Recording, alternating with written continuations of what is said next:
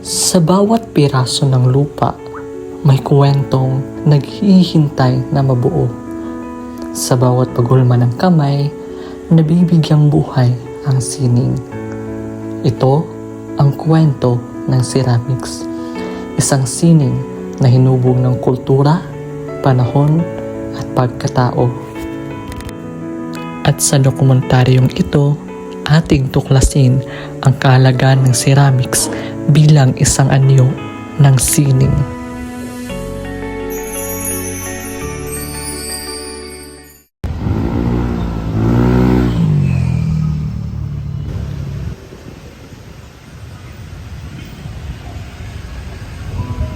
Sa loob ng MSU Ceramics Development Center, ating makikilala ang proseso, kahalagahan at mga taong nagbibigay buhay sa sining na ito. Ang ceramics ay isa sa pinakamatandang anyo ng sining sa mundo. Mula sa simpleng paggamit nito sa pang-araw-araw na buhay, ito ay naging simbolo ng kultura at pagkakakilanlan ng isang lipunan.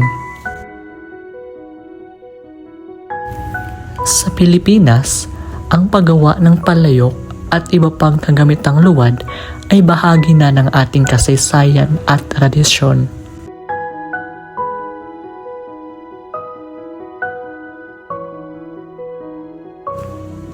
Nakilala namin si Kamarudin P. Kamama, isa sa mga matagal nang gumagawa ng ceramics. Pag ganito mo pa na kita kaya makilala niya ang tasong ba? Sabi ka marunong ka mama siya ko pwede sa buong baransin. Kaya gusto natin sa ceramics na administrative assistant pa eh. Pag ganito mo pa na kita kaya introduce ng kami sa din mo sa Gia Ceramic. Riding like moldings.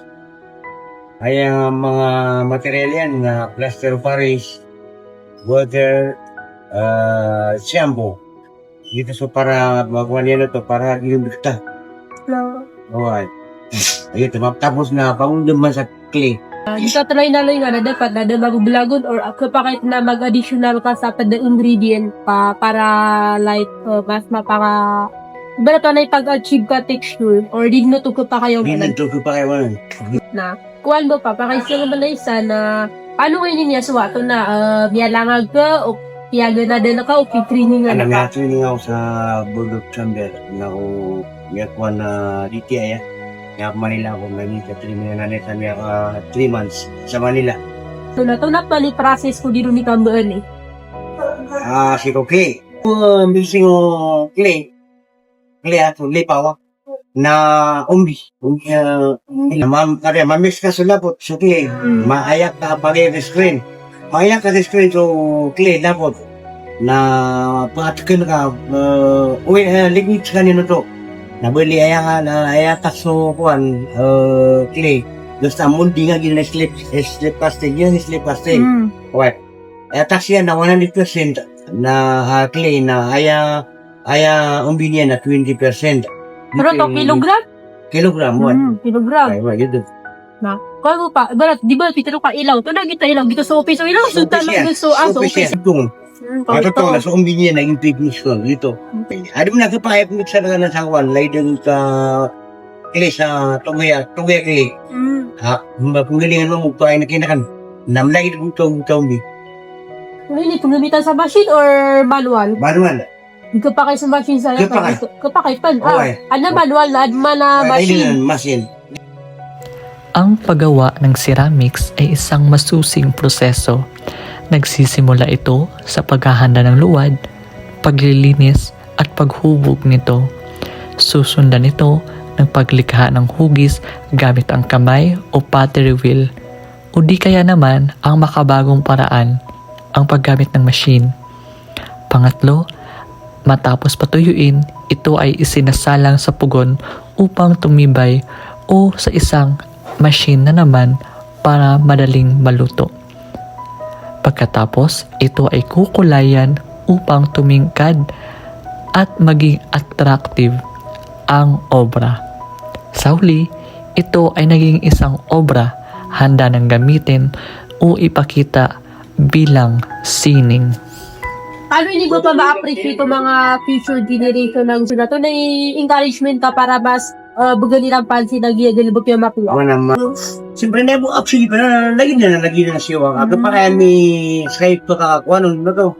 Yung video mo na, kinag mo na message. May pangalero na dito, manima pa mato na dito. Hindi na may happy pay at hindi pa may happy pay at Pagpabutak na. dito. Doon na ba pa i-mapero ka sa kung mga tawa ko kayo na sa ganyan mo lang, si ko babakapiyaan yan, si ko ugupian, si ko culture tanong. So, may tubo message ka kira.